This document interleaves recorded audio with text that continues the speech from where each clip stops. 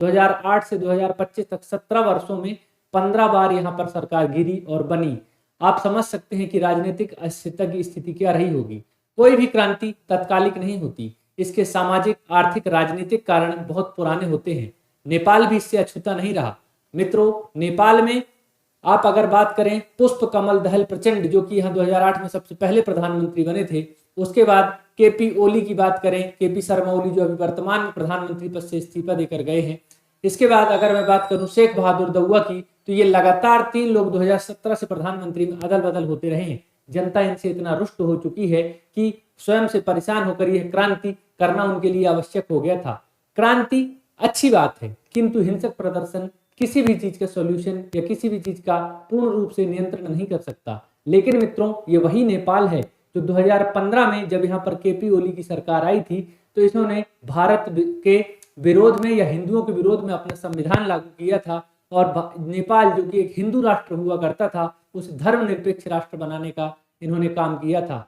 ये वही नेपाल है जो 2018 से 2020 तक, जब 21 तक केपी ओली की सरकार थी, तो यहाँ पर इन्होंने राम मंदिर का विरोध किया था और कहा था कि असली अयोध्या हिंदुस्तान में नहीं बल्कि नेपाल में है। ये वही नेपाल है दोस्तों जो भारत को आंख दिखाकर चीन के साथ हाथ मिलाता था।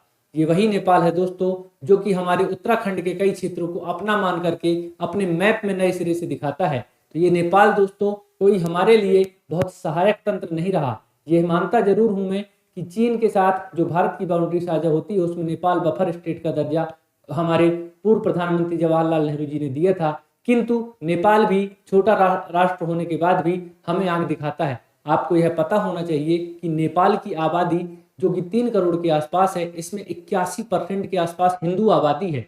जो यह अभी राजनीतिक घटना हुई है, यह पूरा नेपाल को फिर से सनातनी बनाने के लिए हुई है। तो इस आंदोलन की बस हिंसा में जो चीजें गड़बड़ हुई हैं, निर्दोष लोग मारे गए, वो ठीक नहीं हुआ। बाकी यह आंदोलन जरूरी था।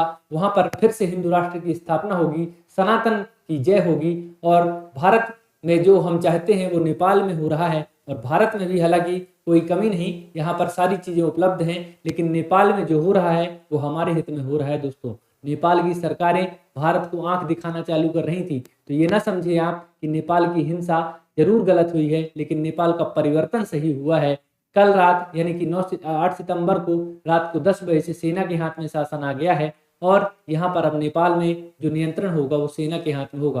तो याद रखिएगा, ये हिंदुओं की जीत है, यह सनातन की जीत है, विश्व में हिंदुत्व के परचम की जीत है। तो नेपाल की जो परिवर्तनकारी घटना हुई है वह समस्त हिंदुओं की जीत हो रही है। तो हिंदुस्तान जिंदाबाद।